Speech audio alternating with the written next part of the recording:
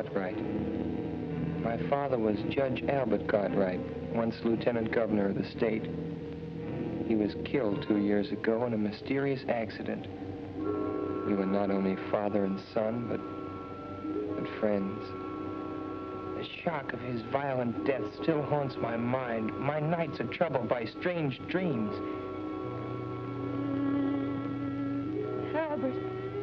Albert, you've come back to me. I'm happy again. Mother, no. This man isn't father. I thought my happiness was gone forever, but you've come back to me. Mother, listen to me, Mother. Don't waste your breath, Paul. She can't hear you. I am your father now. You're not. You're not my father. Dorothy! Dorothy! What is it, Paul? Dorothy, speak to Mother. Tell her he isn't father. Tell her. Of course he is. Look at the lovely bracelet he gave me. Isn't it beautiful? Has a lion's head. Dear Father, thank you. Thank you so much. Train. Stop the train!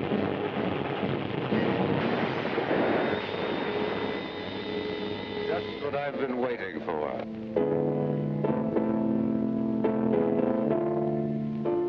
My father. The train! You! Mother! Mother!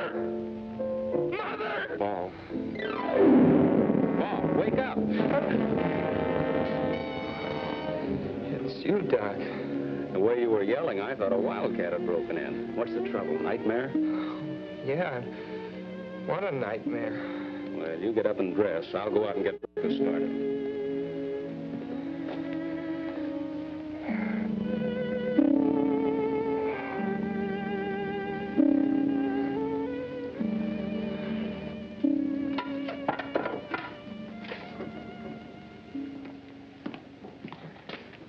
Fall to, Paul. Here's your breakfast.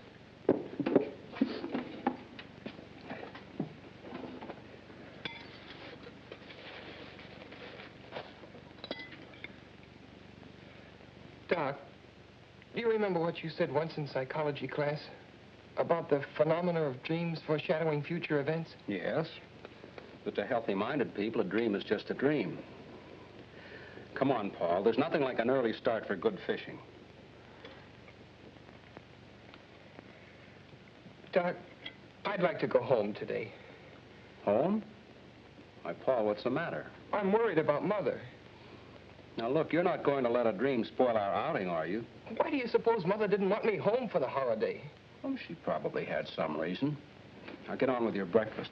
I'd like to tell you about this nightmare I had, Doc. Well, all right, if it'll make you feel better. Let's finish our eggs, and I'll get the tackle, and you can tell me on the way down. Hmm? He said, you have hallucinations. Come with me, I'll take care of you. And he held onto my arm. That was when you woke me up. Quite an extraordinary dream, but easily explained.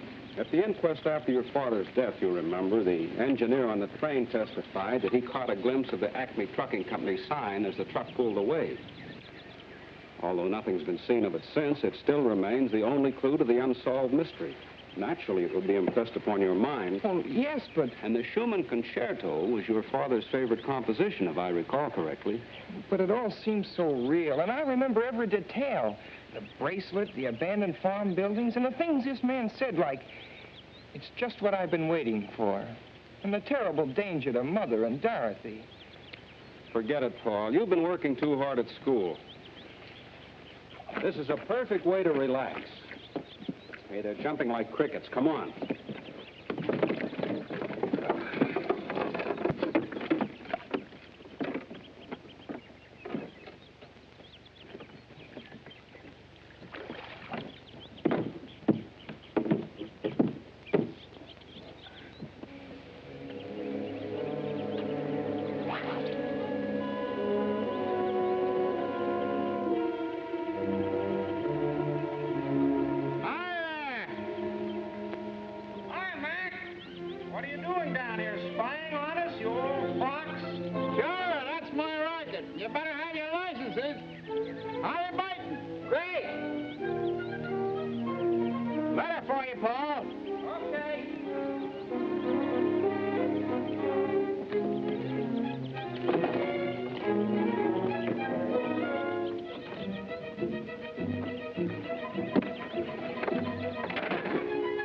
Waynfield Trust and forwarded it up here from the school, and I figured it might be important, so I brought it up to you. Well, thanks, man. No trouble. If there's any answer, I can mail it for you over in the village. Well, there's no answer. It's a letter from my father.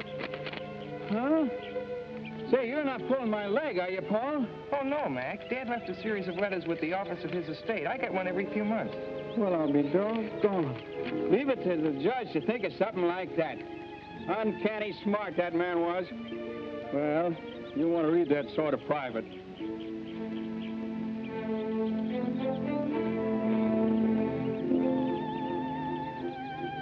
Good fishing, huh? Fine, Mac. How long you figuring on staying up here? Oh, Doc. Yes, Paul. Would you mind coming over a minute, please? Now, so long, boys. Goodbye, Mac. What is it, Paul? I received one of Dad's letters. I'd like to read part of it to you. Go ahead. It will be your responsibility as the man of the family to protect your mother and Dorothy by being constantly vigilant of their associates. I have always guarded your mother, who is so much younger than I, for in my experience, I've had ample opportunity to observe the cunning of unscrupulous impostors. Fits right in with your dream, doesn't it? A curious coincidence. Oh, I hate to ruin your trip, Doc, but I'd really like to go home. All right, Paul. It wouldn't do you any good anyhow with this worry on your mind, and if everything's all right, we can come back. Meantime, I can have a nice little visit with my sister. Let's get our stuff.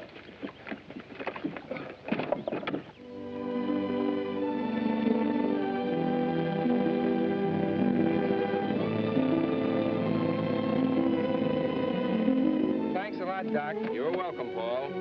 You can reach me at my sister's. Okay, so long, Doc. Hello, Ben. Mr. Paul. Well, this is a surprise. Oh, I got kind of homesick. How's everything, Ben? Well, everything's about the same so far. Where's my mother? Mrs. Virginia, she went over to the club to have lunch with Mr. Curtis. Curtis? Well, who's he? Well, he's been coming around here every day for the past month. You mean he's been coming around to see Mother? He sure ain't been coming to see me, no, sir. What's he like, Ben? Well, he's a fine-looking man, nice talking, too.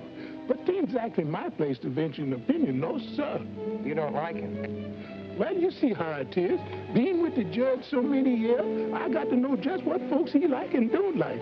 And I kind of suspect this Mr. Curtis wouldn't be on the list, no, sir. I see. But don't you take no preconceived ideas from me, Mr. Paul. It ain't constitutional. Like the judge used to say, to exert undue influence on the bench. No, sir. That's right, Ben. I better take your bag upstairs. Should I run you a bath, sir? Oh, never mind. I'll just take a shower. Yes, sir.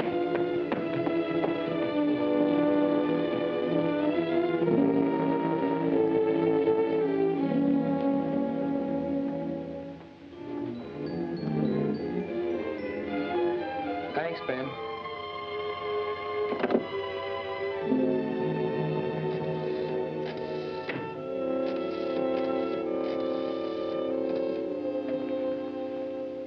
Hello, George. Yeah? Well, for guy's sakes. Well, where are you? Well, why didn't you let me know? Come on over. I want to talk to you. It's confidential. Okay.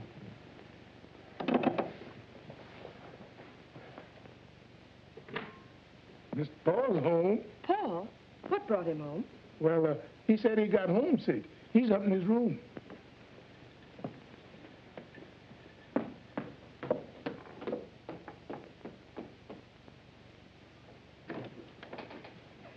Paul, darling.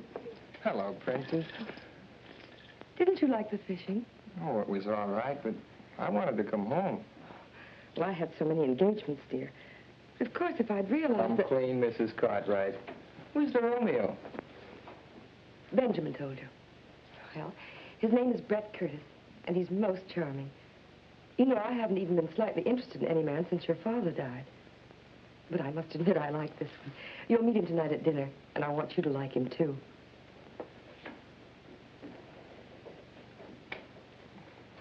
Are you sure he's all right? Of course he is. Everyone finds him fascinating. He's amusing and interesting. He's been everywhere, and he's most attractive. You know, in some ways he reminds me of your father, except he's younger. Oh, don't look so worried. Well, you're my responsibility now, you know.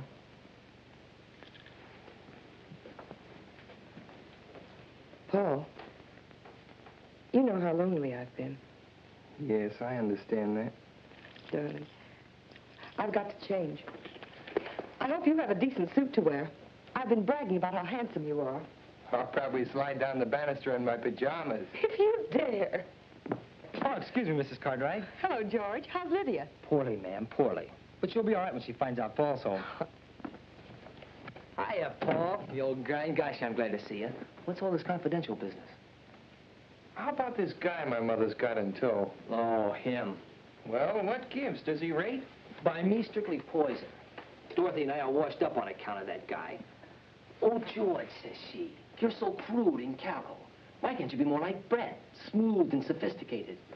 Women, they get on my nerves. Sounds like a purely personal reaction, George. I'm after facts. Is he solid? Well, all I know is what I hear at keyholes. Mom and Dad say he's a cosmopolitan. But for my dough, he's a first-class... Oh. Hello, sis. Hiya, small fry. Hello. Well, what happened to the fishing trip, Paul? Canceled on account of family affection. What's with this Curtis I've been hearing about? If you've been listening to George, you can just ignore it. Brett's positively out of this world, and the princess is mad about him. Yeah, and so am I. Well, at least he has manners, which is more than I can say for some people. Of course, it must be quite a shock to realize that one simply doesn't measure up to civilized standards. See what I mean? You know how we used to get along. Now where am I? Oh, take it easy, George. It may blow over. Nah, she'll never be the same. And I'm too old to change. Really? There he is now. Fred, how are you? For me? Oh, you're too divine, Brett, really. Bring some flowers, a big droop. That. You simply turn my head. Turn her head, I'd like to wring her neck. She thinks he's a great wit, but nothing I say is funny anymore. How about staying to dinner, George? I don't feel like facing this alone. Okay. I'll call up home. You'll have to lend me a tie. Oh, sure.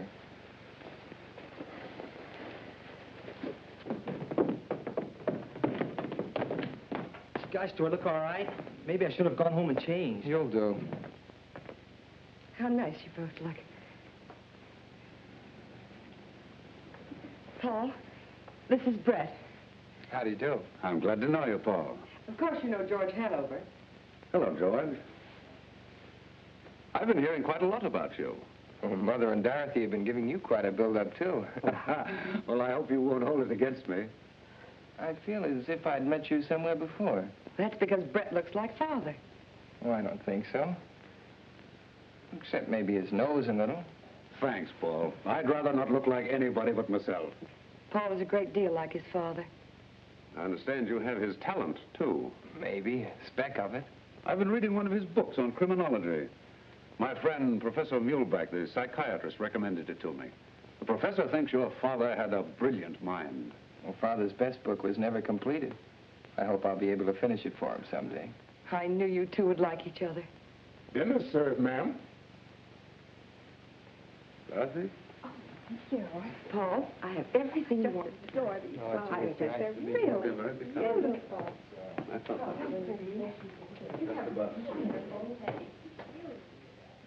You don't mean to tell me you like him. I didn't say I liked him. I just said I could see why Mother likes him. Yeah, but does Dorothy have to drool over him like a goon? Oh, Dorothy's nothing but a child. Child, nothing. She's a first-class flirt. The way she hangs on that guy's words. Honest, Paul, it sickens me. Pure jealousy. Me? Jealous? Yeah. Gosh, that's right. Maybe I am. Paul, look. It was in the box with the corsage Brett gave me. Isn't it beautiful? It's a lion's head from India. Brett has such divine taste. Well, don't you like it? Nice girls aren't supposed to take jewelry from strange men. He's not a strange man.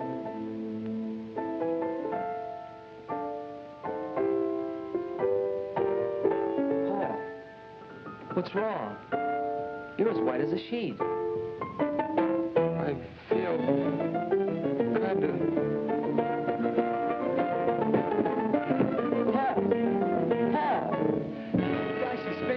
Look at Mother! Mother! Oh, Martin. What's the matter, Virginia? What happened? I don't know. Dorothy said he simply keeled over. When he came to, he babbled something about a dream and wanting to see you. He seemed all right at dinner time. Let me see him. Feel better? Say, you know, I had an uncle once. He used to get fits. They had to put a spoon in his mouth. Hello, Doc. Well, young man, what's this all about? Darling, what is wrong? Nothing, Mother. If you don't mind, though, I'd like to talk to Dr. Vincent alone. Well, I guess I'll barge along home then. Hope you feel better, chum.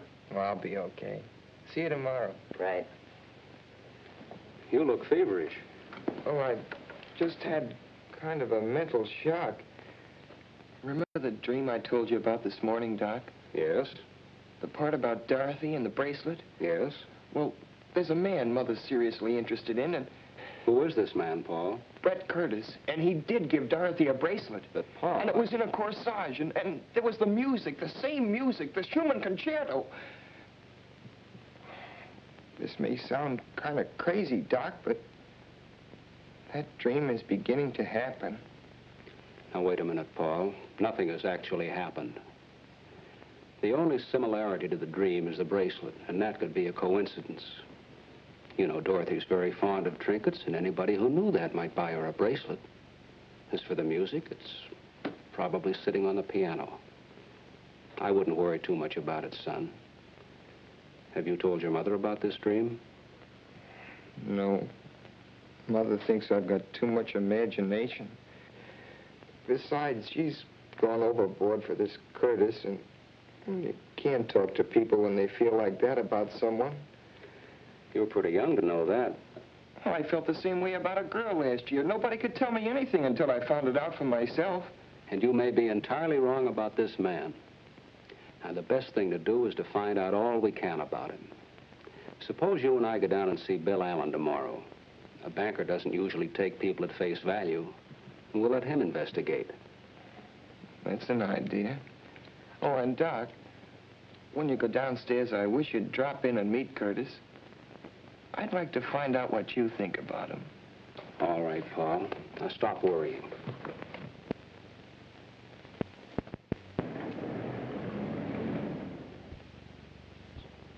Come on, Paul. Mr. Allen's a busy man. Well, thank you, Mr. Allen. Goodbye, Paul. Goodbye, Bill. Doctor.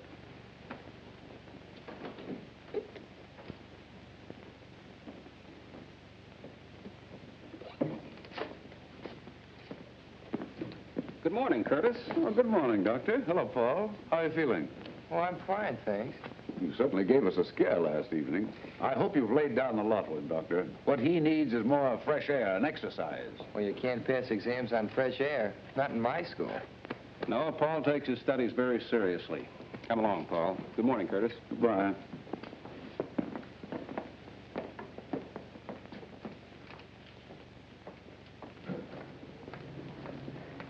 You don't suppose he followed us here? Oh, come now, Paul. The man banks there. Aren't you convinced that Allen knows what he's talking about? My intuition isn't. I take it easy on that intuition business, son. It can become an obsession, you know. Well, if you don't mind, Doc, I think I'll walk home. Well, that's a splendid idea. Do some deep breathing and try and rid your mind of Curtis.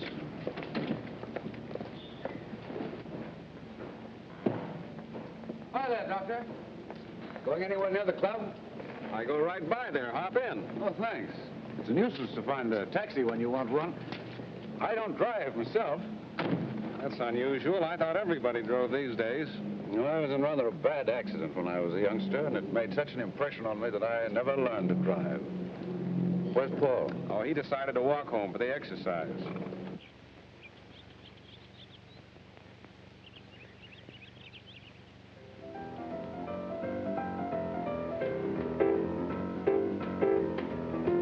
Hiya, Paul. Feeling okay? Sure. What gives? Well, the gang's here, and we're going down to the river to watch a boat race. Kind of thought you'd like to come along. Hello, Lydia. Oh, Cartwright. Well, if you aren't the absolute limit, not letting me know a thing about coming home.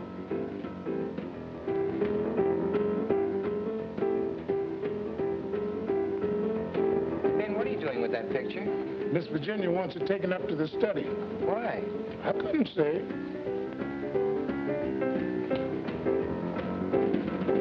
Mother. Downtown. She'll be back for lunch. Come on, let's go. We don't want to get down there after it's all over. Okay, come on. Come on, Lydia. Okay, gang, I guess we can all get in my car. We can all squeeze in. Yeah, that's all right. Come on, Paul. Yeah, I'll see you later. Paul, are you deliberately trying to avoid me? Because if you are, I'd just as soon you come right out and say so. No, I'm not, Lydia. I just don't feel like going, that's all.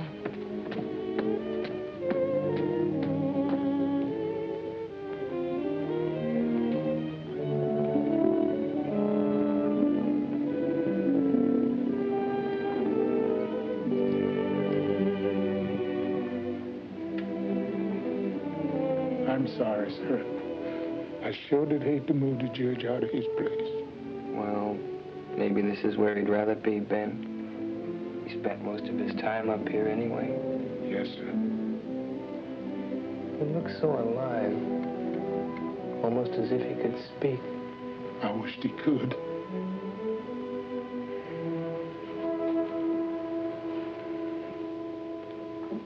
Ben, when is Curtis coming here again? He's coming to lunch. I want you to do something for me. Anything you say. When you take his glass off the table, don't touch it. Use a napkin and put it aside. You know what I want, Ben. Yes, sir. Oh, and Ben, I'd like a sandwich and a glass of milk up here, please. Yes, sir. Do you have the keys to the files? Thanks, Ben.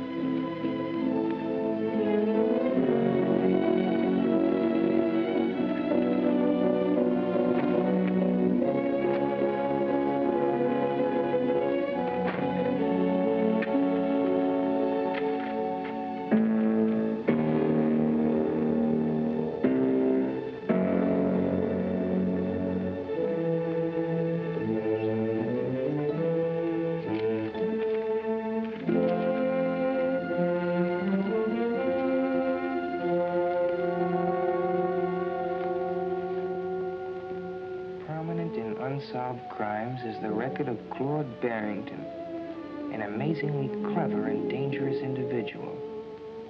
He was suspected of innumerable crimes, including attacks on young girls, even murder.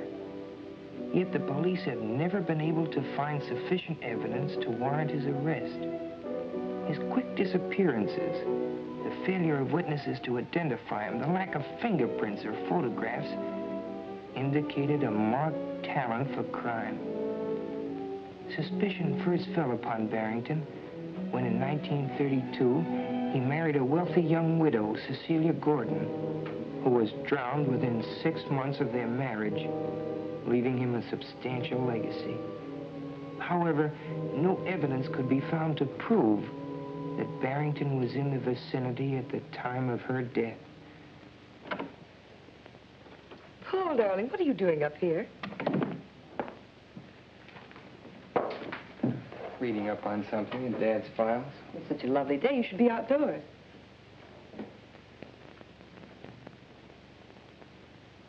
I'm sorry about moving the picture. I wanted to change things in the living room. It's so old-fashioned. I wanted to brighten it up a bit. It's all right, Mother. Paul, are you going to make things difficult? I haven't said anything. It isn't what you say, it's your attitude. Why don't you like Brett? I just don't want you to make a mistake, that's all. How much do you know about him? Everything. He's told me all about himself. Paul, why are you so mistrustful? I received one of Dad's letters yesterday. Maybe you'd better read it.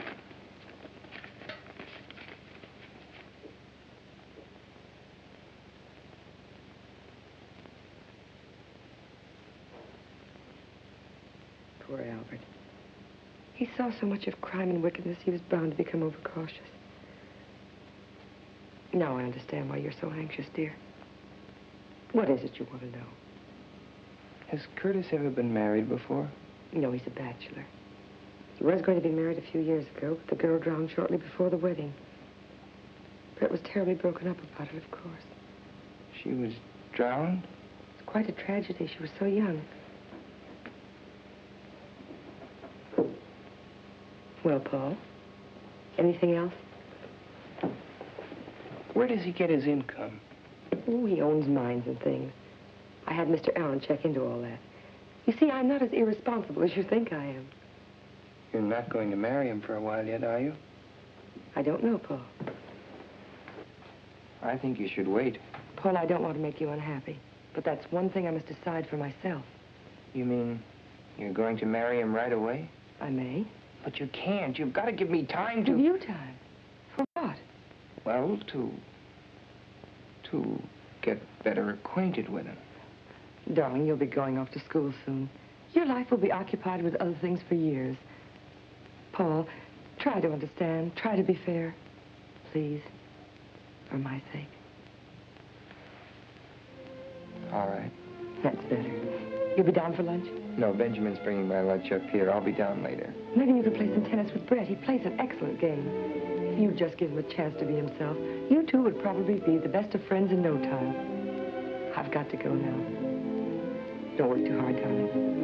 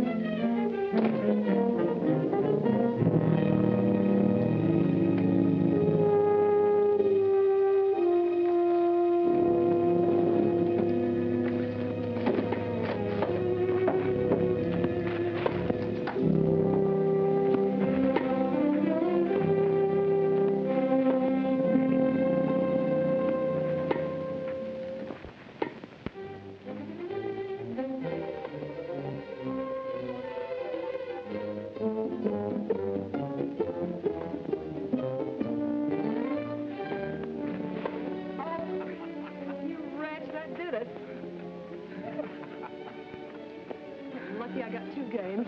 Pay up, lady.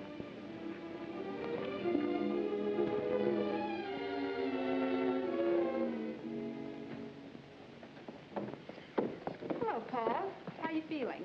Okay, how was the boat race? Keen. The Blue Moon won.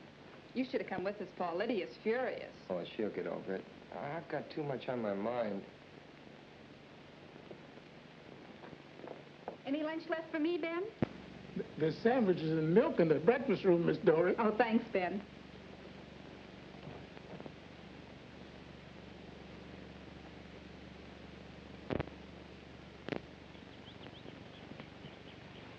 Hello, darling. Hello, Paul. Where have you been hiding? Well, I had some work to do.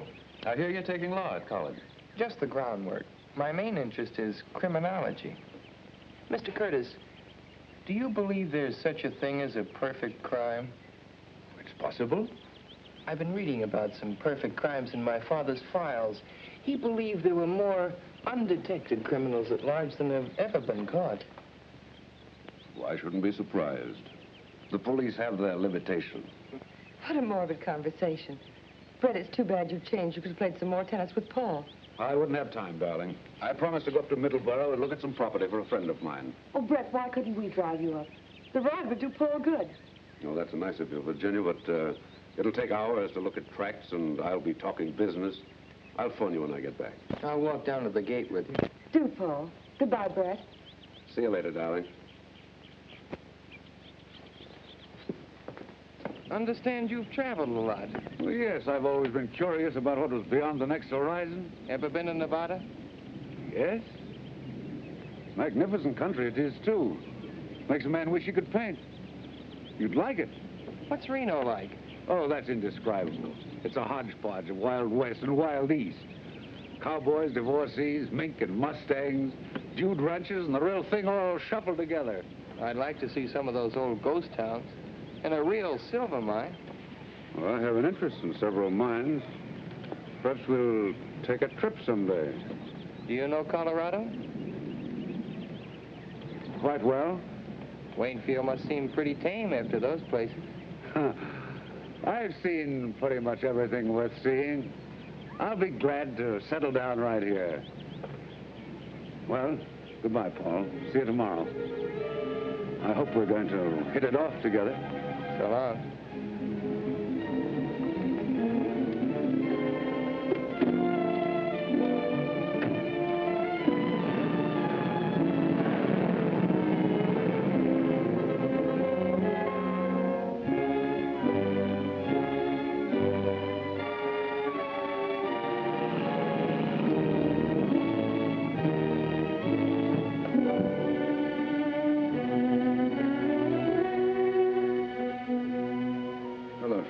Mr. Curtis. Professor's expecting. Yes, sir. Mr. Curtis. Send him in. Go right in.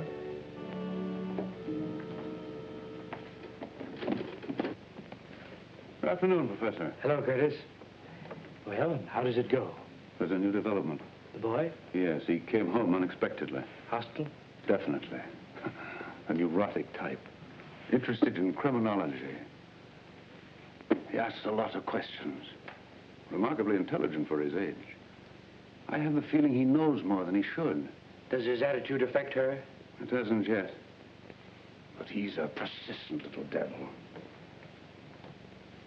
This morning he made inquiries about me at the bank. Nothing to worry about there. Everything is in order. This afternoon, he was looking through his father's files. When he came downstairs, he asked me if I believed there was such a thing as a perfect crime. You'll bear watching. Has she accepted you? She hasn't yet, but she will. What's the girl's attitude? Oh, Dorothy. A complete conquest. A little beauty, too. Be careful. I warned you before. That weakness of yours will ruin all our plans. Don't worry. Nothing will ruin our plans. I waited a long time to get back at Cartwright. I'll make them pay for his meddling interference if it's the last thing I do. You'll do as I tell you. Don't forget, I'm in this, too. Perhaps I made a mistake. Perhaps I should have kept you as a patient instead of making you an associate.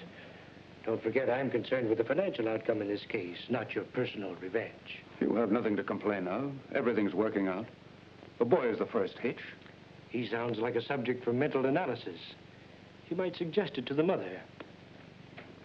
Sometimes these cases destroy themselves. The important thing is to get the wedding over with as quickly as possible.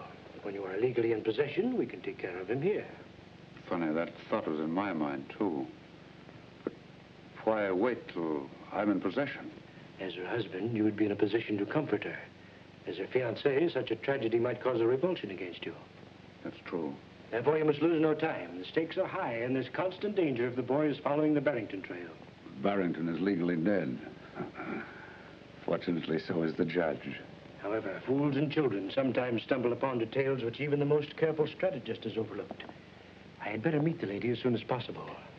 Meanwhile, you must impress her with my professional distinction. Understand? Perfectly. Now, be careful. If you can't accomplish this within the week, our relationship shall revert to that of doctor and patient. I'm spending the weekend with them. I'll have her consent before Monday.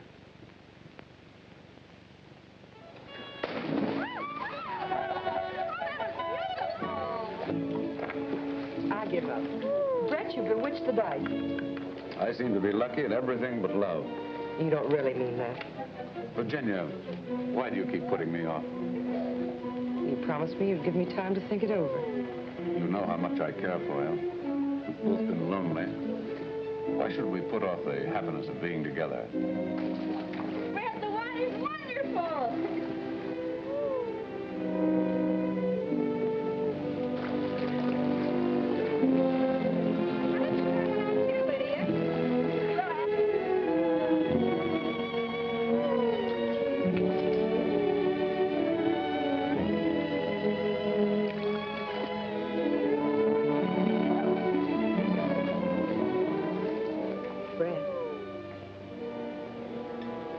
Yes.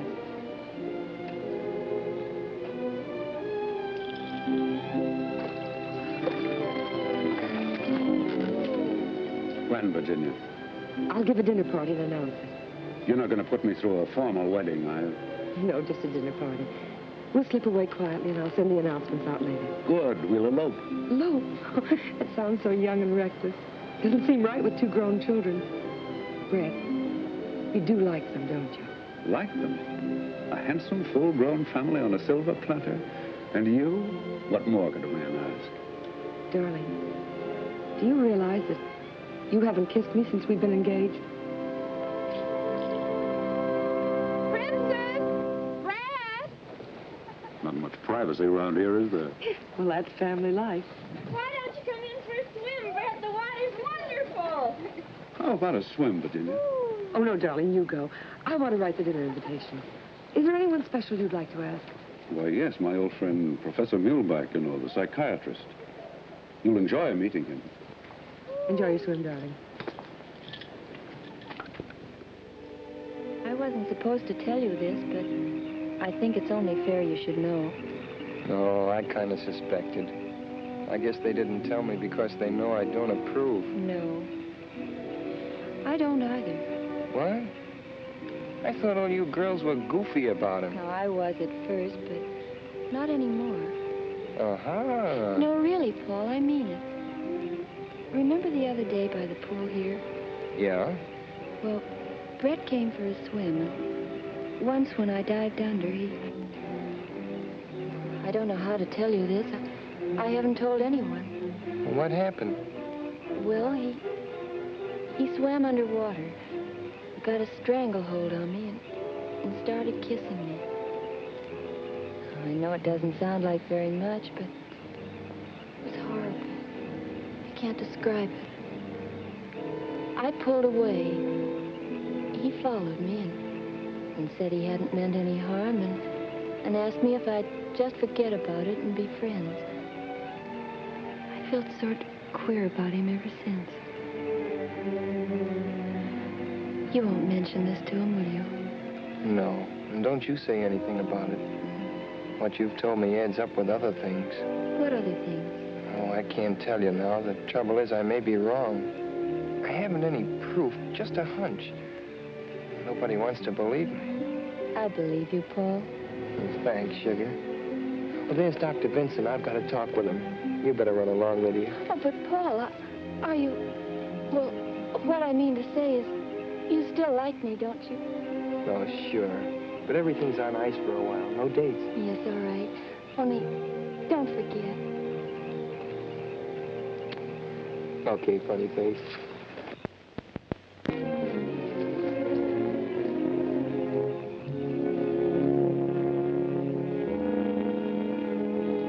Hello, Paul.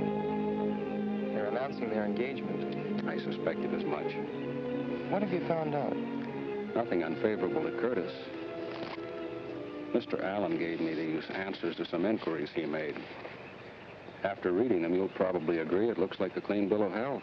Well, that may be so, but Lydia just told me something. Would you mind coming up to my room a minute, Doc? Not at all, Paul.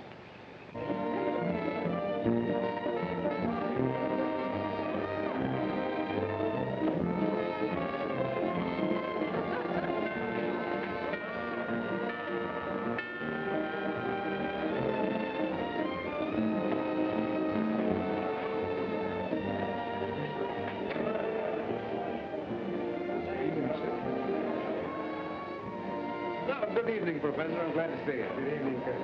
Well, I was afraid you wouldn't get here. You know how it is, always something at the last minute. Of course. Virginia, this is Professor Muehlbach. Mrs. Cartwright. How do you do, Professor Muehlbach? I'm honored, madame. It was most gracious of you to invite me. Brett told me so much about you, I was anxious to meet you.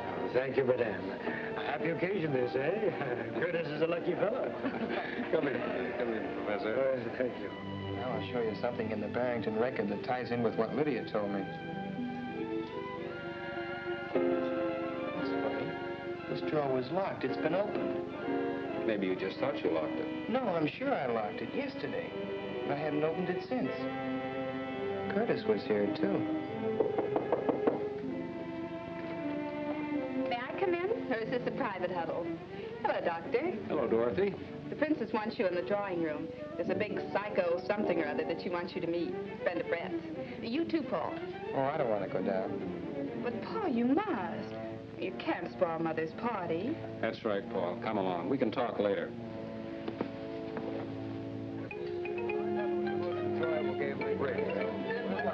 However, I must say that I think that we won that rubber.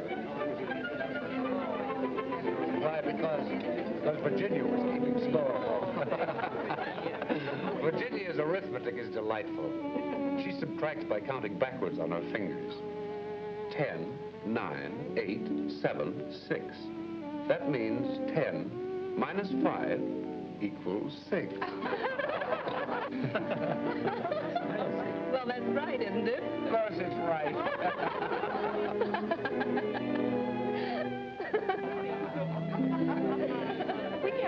We had a perfect storm. Well, tell me about psychiatry, Professor. It must be very interesting.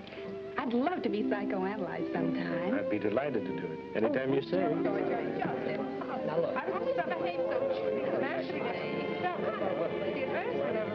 Miss Cartwright. Benjamin, Mr. Curtis will call.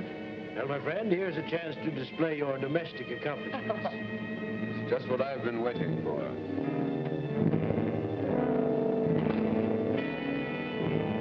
It's just what I've been waiting for.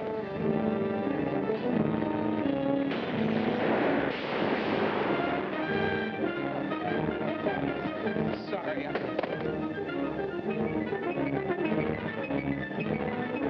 don't feel well. You stay here, Virginia. I'll take care of him. Paul hasn't been himself lately. An extremely sensitive boy, madame. I would like to talk to him. I have been most successful with the juvenile neurosis. It's nothing serious, Professor, I'm sure. Paul, what is it now? Words in my dream. Curtis said, it's just what I've been waiting for. When he said that, I could hear the train coming and then the crash. Gosh, Doc, it's spooky. It's got me. You've got to pull yourself together, Paul. Now, let's look at this thing realistically. I understand Bill Allen's going to announce the engagement. He's known your mother all her life. Do you think he'd sanction a match if he weren't sure of Curtis? I can't figure it out. Maybe I'm going wacky, Doc, but I could swear he's Barrington. Barrington's dead, Paul. I don't believe he is. But it's too fantastic.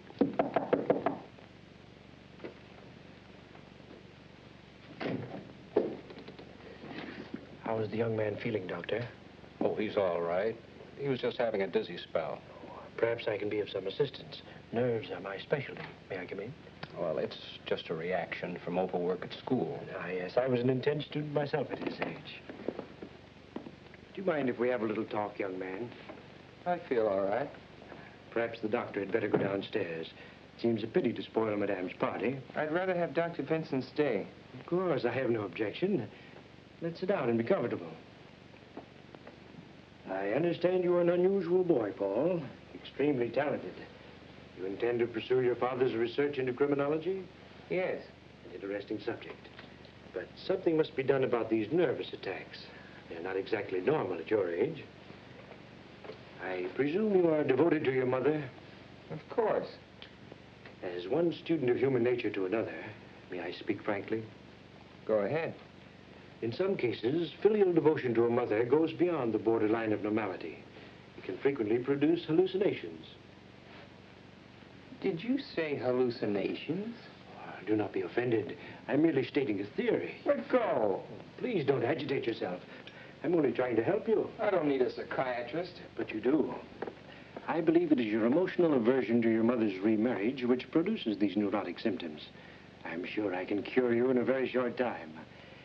I would like you to place yourself under my care at Restview. Restview? That's a sanitarium for mental cases. Yes, but I wouldn't consider you a patient, merely a guest. Guest? Well, that's right of you. Good night, Professor. I'm sorry. I assure you I meant no offense.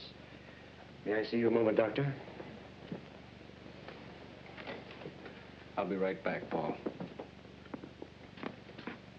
The boy's agitation reveals an emotional influence which should be corrected immediately. I hope you can persuade him. I'll speak to him. Good.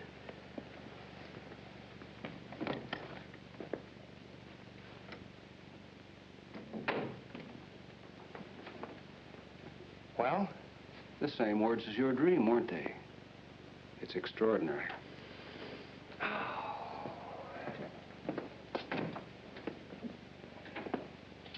Those two are mixed up together somehow, Doc. Hallucinations. Do you believe that stuff? Well, I've read about it in textbooks. And according to him, I've got him. He seems to think so. What else did he say, Doc?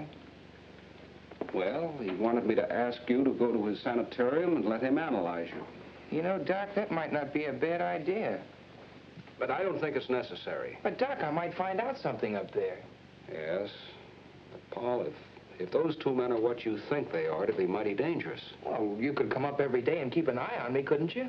Yes. Besides, it might be a good way to stall for time. I'd make Mother promise not to marry Curtis till I got back. But, Paul... And meanwhile, you could take these to Armstrong and get him to analyze them, their fingerprints off a water glass.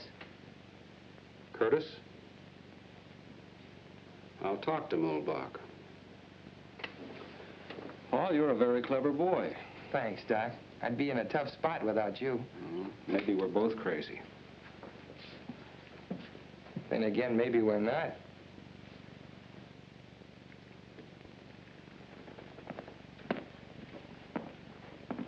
It's a lovely room, isn't it, Paul? Very nice. I hope you'll find it comfortable. My routine is a simple one. A few heart-to-heart talks, plenty of food and rest. Believe me, Mrs. Cartwright, he will return home a healthier and happier boy. I'm sure he will. Goodbye, darling. Don't read too much. You'll take good care of him, won't you, Professor? Of course, Madame. I'll drop in tomorrow and see how he's getting along. Please do, Doctor. I'm always happy to have the cooperation of my colleagues. Thank you. Goodbye, Paul. I'll see you tomorrow. Goodbye, Doc. Goodbye, Princess. Goodbye, darling. I'll see you later.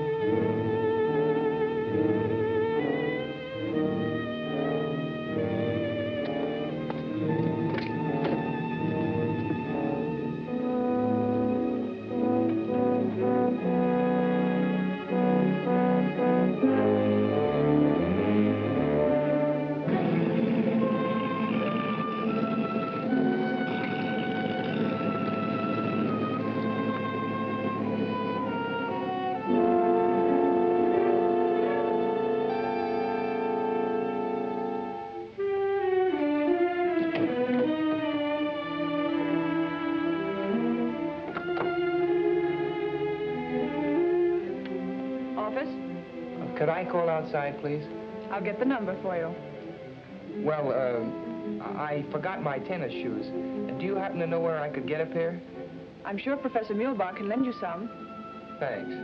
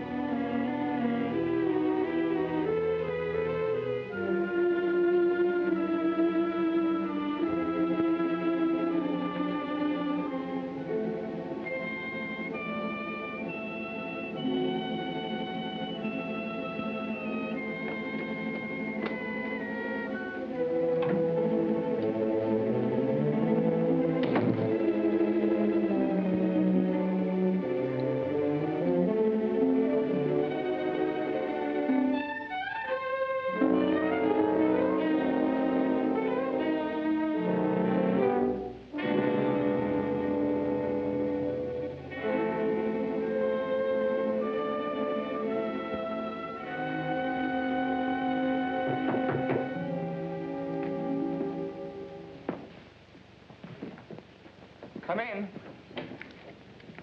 Well, Paul, can I help you get settled? Oh, no, thanks, Professor. There's not much to do. That's a funny place to hang your coat. Oh, I got tired of looking at myself. Same old face. Touch of inferiority, eh? We'll overcome that. I encourage tidiness as much as possible. Orderly room, orderly mind. I hope you have a good appetite for lunch. Pretty fair. Anything special you prefer? Well, I'm not fussy, Professor. That's a nice garden you have. Gardening is my hobby. I'm very proud of my flowers. How about the rest of the place? Do you have many patients? Quite a few, but don't let your mind dwell on that. We are facing in the direction of normality. I hope you will have complete confidence in me. I will ask you many personal questions. You must be truthful and accurate in your replies. That's important. Remember, we're friends. Just call the office if you want anything. Is it all right if I use the phone to call outside? Certainly. Feel free to call anyone you wish. Thank you. I'll see you at lunch.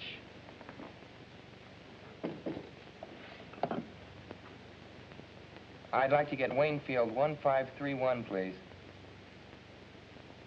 Hello, Vixen. What's mixin'? Oh, Paul, where are you? I'm up at Middleborough getting my brain unscrambled. It's all very scientific. Cures hives and hangnails and improves the disposition, it says here. Are you missing my kissing? Was that some kind of code? No, just juvenile vernacular. What pleases the significance? Young romance in the modern manner. Romance. I see.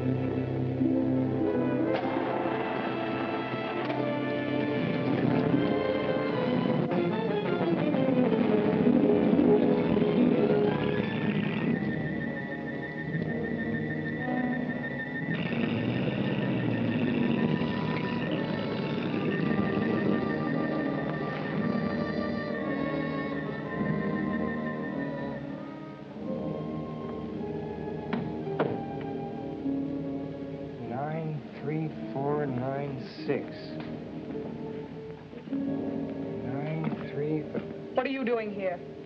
Well, I can't sleep. Nightmares. I'll get you a sedative. Go to your room. We don't permit the patients to wander through the corridors at night. Well, I'm not a patient. I'm a guest.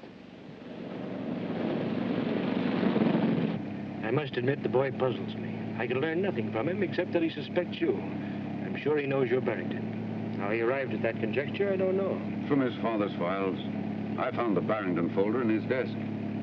The boy's as persistent as his father was. I won't be in the clear until I get squared with the entire family.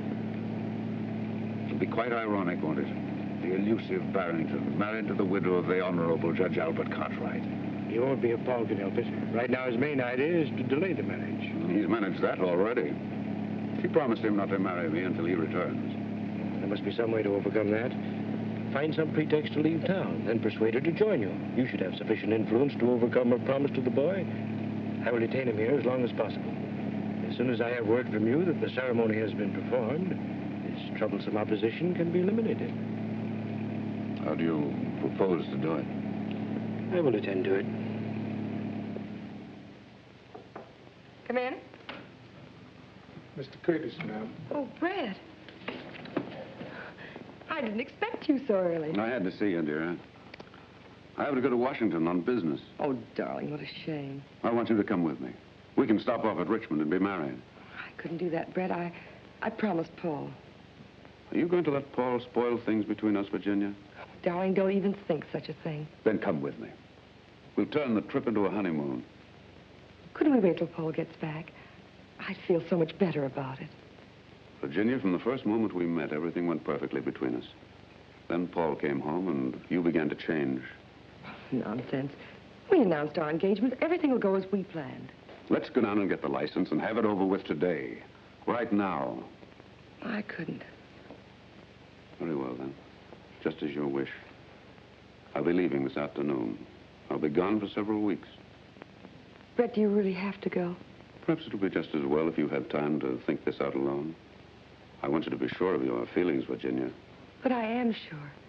You know that. Then why not marry me and stop worrying about Paul? I can't help being concerned about him, Brett. He's my own boy. But he's getting the best of care. Muleback will have him well again in no time. Let's call him up and find out how he's getting along. Of course, he's doing splendidly, madame. You have no cause to worry. No need to delay your marriage.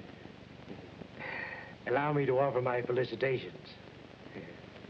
Goodbye.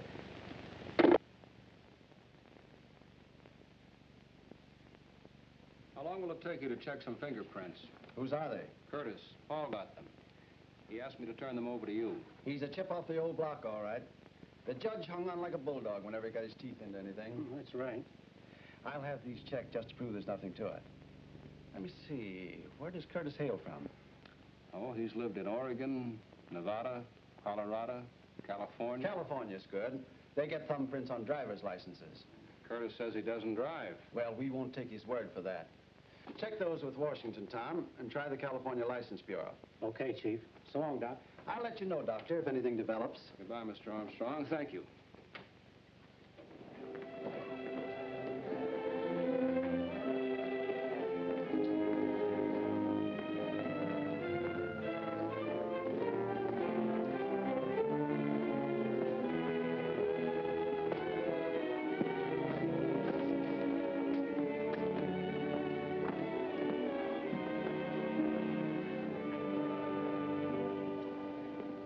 Say the door was not locked?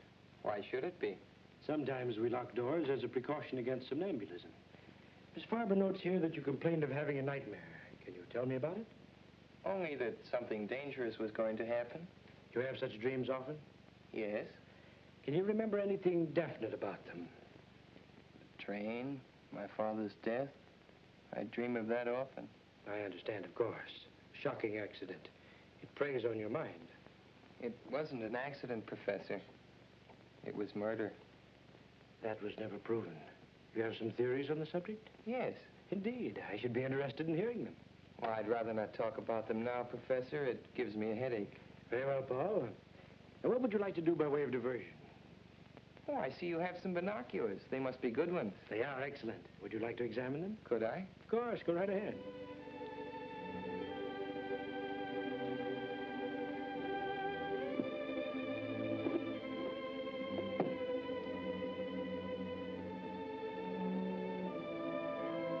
Swell. I'd like to take a good look. Come along. You can see Waynfield through them from the roof.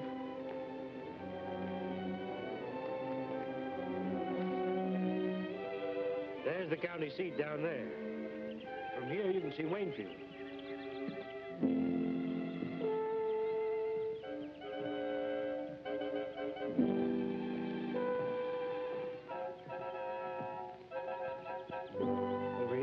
and see the ferry crossing the river. What's that building down there? Just an abandoned farm. Over this way, Paul. See the ferry? You can almost distinguish the people's faces on the deck.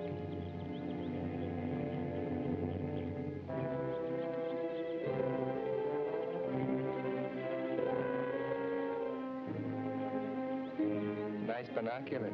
Yes, they are. Well, there's Dr. Vincent. We better go down. Yes. Would you mind going to your room? I'd like to have a talk with the doctor. Then I shall send him to you.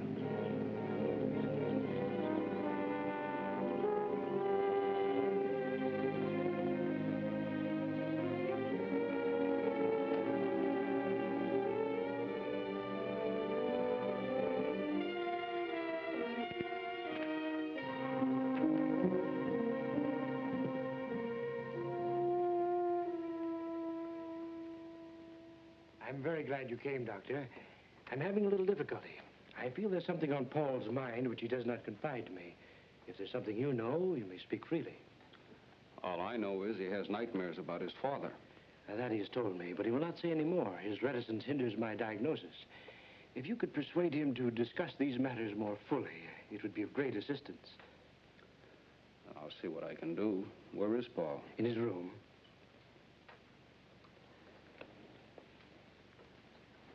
Show Dr. Vincent to Cartwright's room, please. Thank you.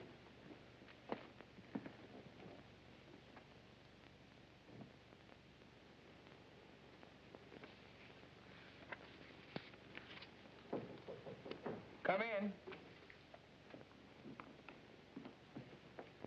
Hello, Doc. How are you, Paul? Sure glad to see you. How's Mother? Oh, a little worried about you. Otherwise, all right. I saw her this morning. Well, Professor Muehlbach's a good host. I'm enjoying it here. That's fine. Oh, look, Doc, I found something in Plato I'd like to show you.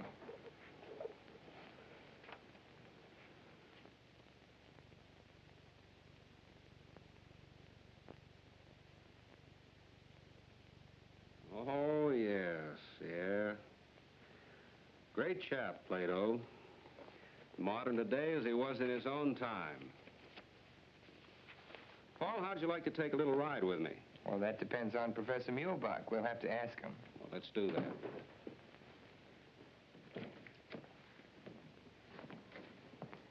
Well, how do you find your patient, Doctor? He looks rested, but I'd like to take him for a drive in the fresh air so he won't feel shut in here. That is, if you have no objections. Not at all. Provided you don't keep him out too long. Oh, a half hour or so. We'll take a drive through the hills. This is beautiful country. I trust you will urge Paul to relax and talk more freely. I'm very anxious for him to get straightened out so he can go back to school. If he falls any further behind, I'm afraid he'll overwork again. Of course. Well, come along, Paul. We won't be long.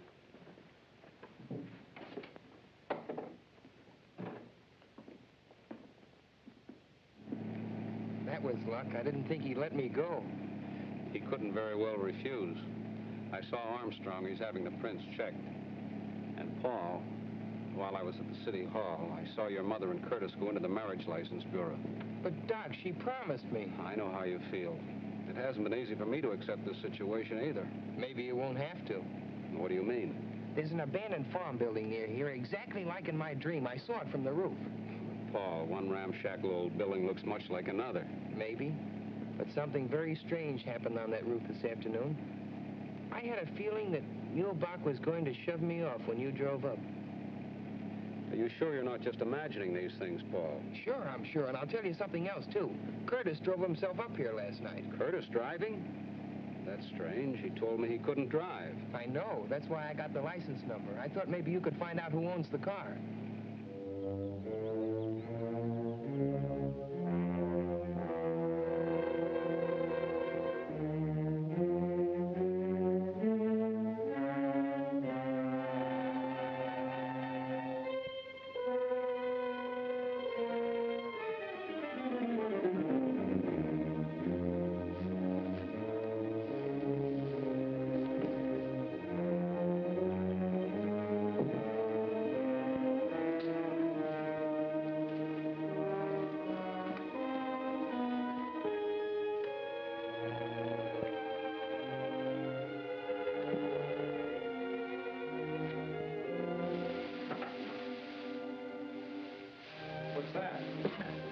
looks like... Oh, Jiminy, a part of a motor. Give me a hand, will you, Doc?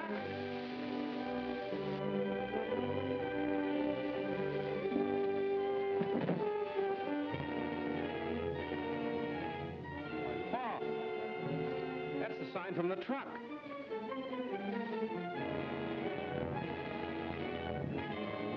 Son, you certainly called a turn on this one.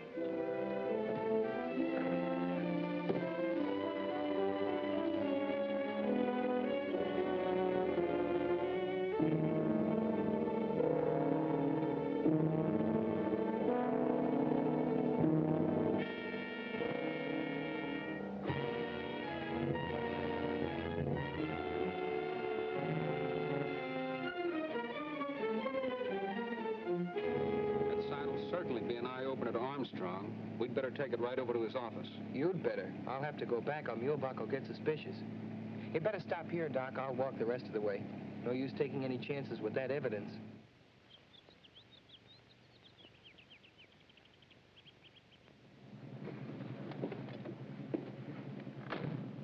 I don't like to see you go back in there feeling the way you do about that place. Oh, I'll be all right. I've got to go in and stall for time.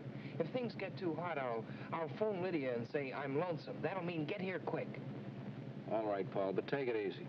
I better go home and clean up a bit, then I'll go right over to Armstrong's. So long, Doc. Darling, don't be angry. Surely one day doesn't make that much difference. I promised Dr. Stone he could marry us. You wouldn't want me to hurt his feelings, would you? Why can't we go over there now? Why wait? We can spend tonight and tomorrow at the lake and then go on to Washington. After all, I must think of that contract, Virginia. Even a man in love has to think of business. All right. I'll call Dr. Stone, see if he can't find some time free. He ought to be able to work us in somewhere. A ceremony doesn't take long. Do you want me to call him? No, I'll do it.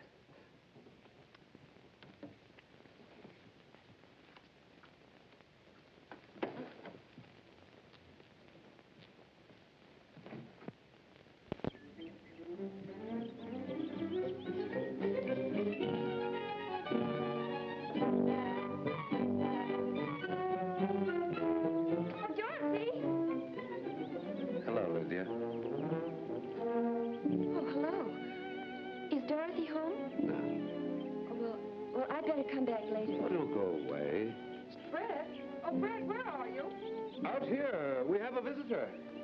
Hello, Mrs. Cartwright.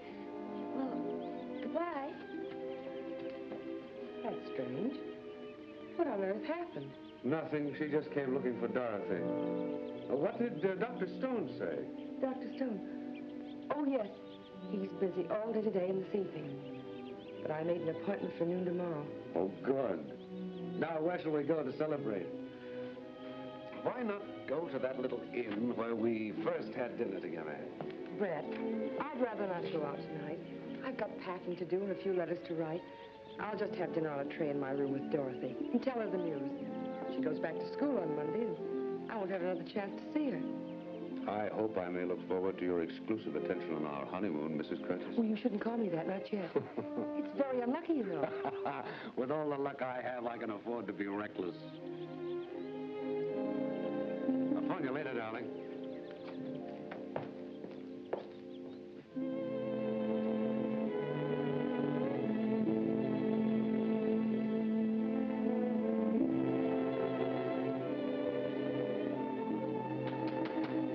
Come in. Hello, darling. Is anything wrong? No, dear. You've been crying. Just my nerves, that's all. Benjamin's going to bring supper up here. I thought it'd be nice and cozy, just the two of us. Come on, sit down, darling. Something is wrong. You're packing. Dorothy, Brett and I are going to be married tomorrow. Married tomorrow? Oh. For a minute, I thought you'd quarreled with him. Brett has to go to Washington on business. We decided to make the honeymoon. It means breaking my word to Paul. That's what has me upset, I guess. I'm worried about him. Mother, don't be foolish. After all, it's your life.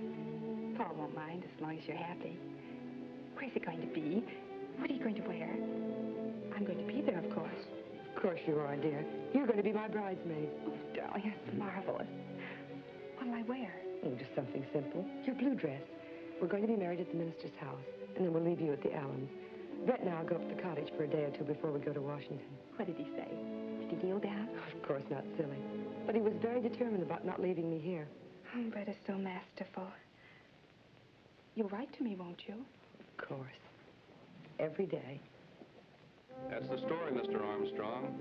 And strange as it sounds, you must admit it's not just a figment of Paul's imagination. Well, I've run across some strange disclosures in my career, but this dream detection beats anything I've ever heard.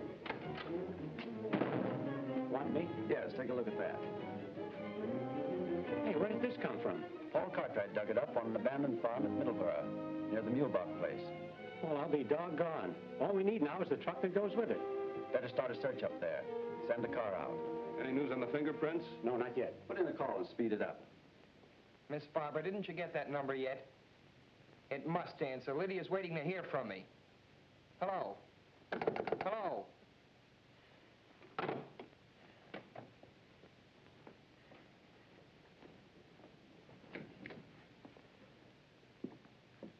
What do you mean by disconnecting the phone when I'm trying to get a call through? I want you to be absolutely quiet. You are agitated. I was afraid your outing today would be too much for you. I'm getting out of this place, but quick. Not in your present condition, my boy. You are hysterical. I couldn't possibly allow you to leave in such a state. Allow me? You don't think you can keep me here if I want to go, do you? I'm afraid that may be necessary. You seem to be forgetting that I'm a guest. All my patients are guests. Sit down, my dear boy, and calm yourself. Tell me, what has upset you? Was it something you found at that farm where you went this afternoon? You followed us. I observed you from the roof with the binoculars. All right, since you know so much. We found the truck that killed my father. The police ought to have the evidence by now, and I know you and Curtis were mixed up in it. Again, you were having hallucinations.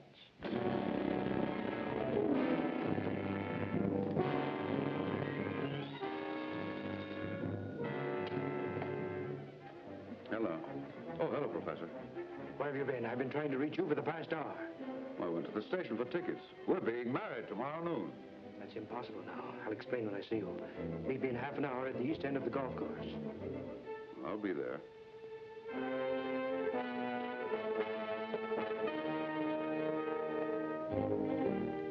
I don't like to exaggerate Paul's danger, Mr. Armstrong, but that place up there gives me the creeps. I'm uneasy about the boy. Why does everything take so long? The machinery of the law, Doctor. It's much better than it used to be. Armstrong? Farber? The car driven by Curtis is registered under the name of Charlotte Farber. Does that name mean anything to you, Doctor? Why, yes. She's Mulebach's secretary, yeah? Put a blanket out for it. Get going. Chief, the California Motor Vehicles has a thumbprint on Brett Curtis. It matches the print taken from the body in the mine identified as Barrington. That means Curtis was killed in the mine, not Barrington. Paul was right. And Barrington is just cunning enough to pull something like that, too. Then it isn't unlikely that Curtis... Could be Barrington. Well, Chief, we got what's left of the truck, buried under a ton of hay. Any fingerprints? Yep, in the tool compartment. Compare those.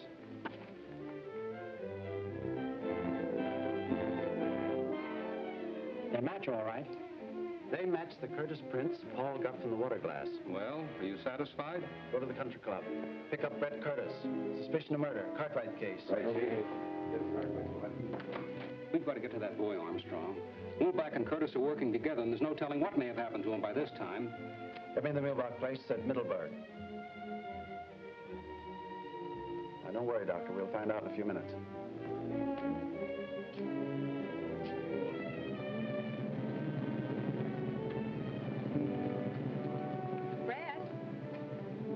Hello, Dorothy. What are you doing here? Princess told me about tomorrow. Oh, Brett, I'm so thrilled. Mother's going to let me be a bridesmaid. Isn't that wonderful? I thought we might drive down to the florist and get dozens of roses and take them to the cottage. I want to do something special, and I'm sure the princess would love it. That's a charming idea, Dorothy. I should have thought of that myself. Well, then, let's go. Now, just a moment. I was going to meet somebody here. But I'll leave a note for him. But don't be long. That's it. That's strange. Come on, Doctor. My car's downstairs.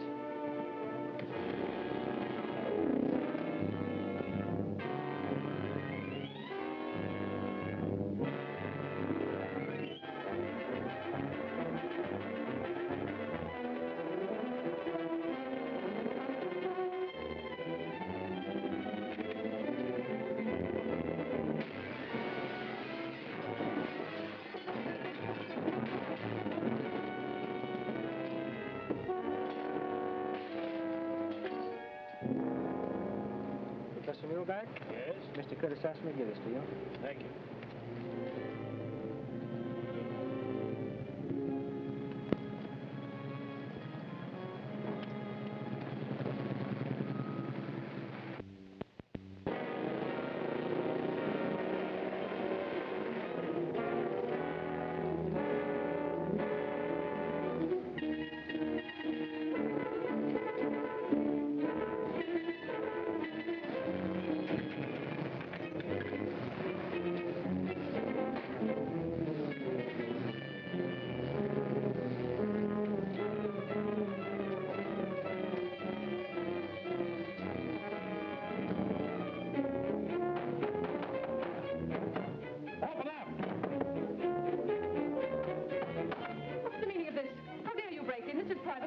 Sure, we know. We're just nuts looking for a padded cell.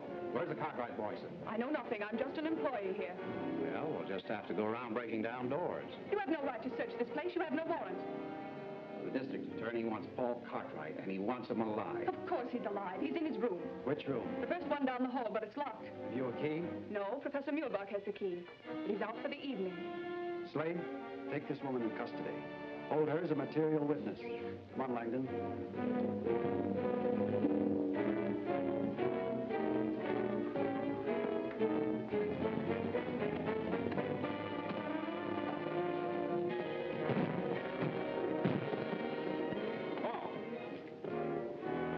Too late. I'm not so sure. Look at this. Good boy. He got away. I hope. There's no connection here. We can call from the switchboard.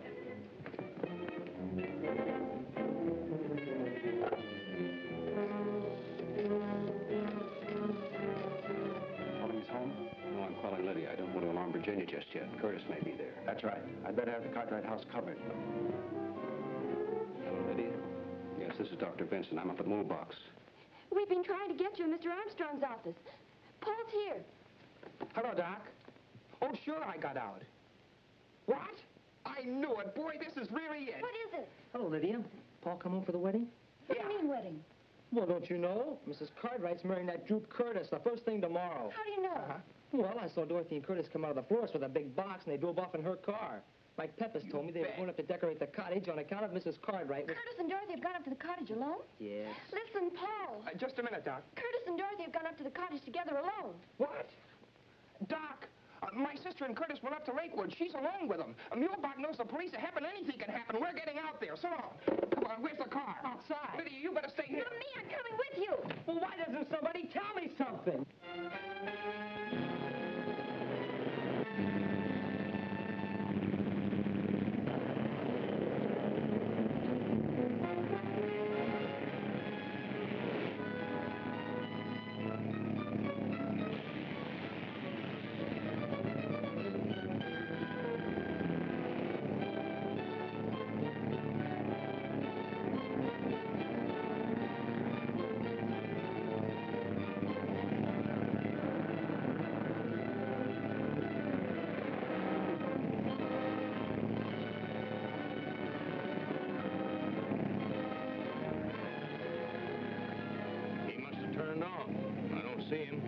Better backtrack.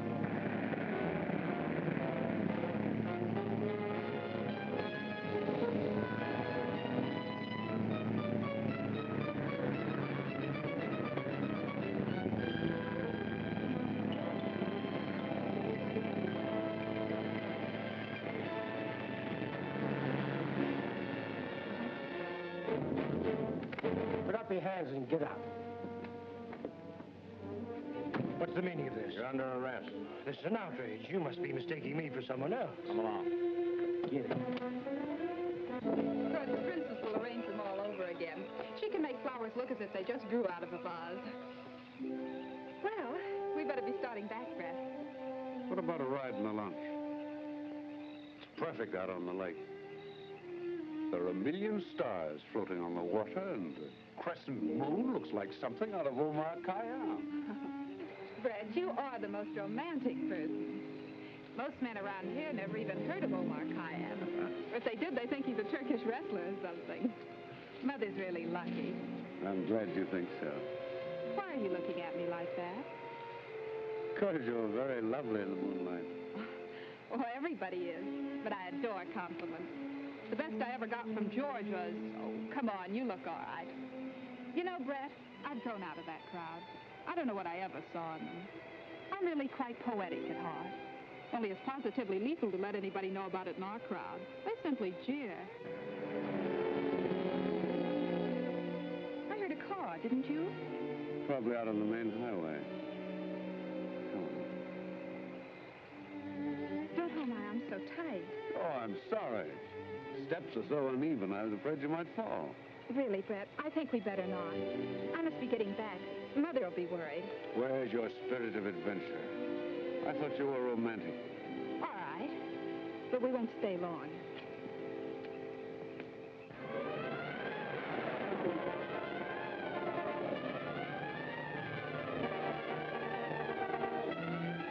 They're here, all right. There's no lights on in the house. There's a light in the boathouse.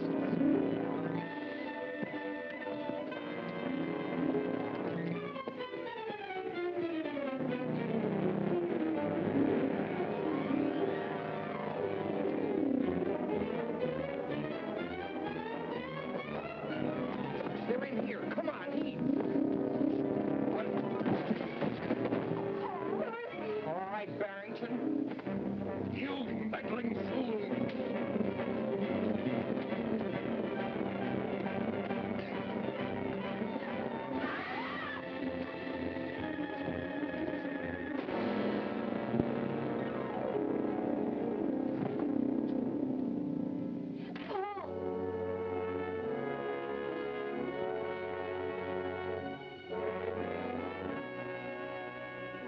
It's clearing now.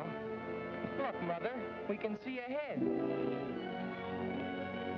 No, Virginia. Don't look back. It's all over.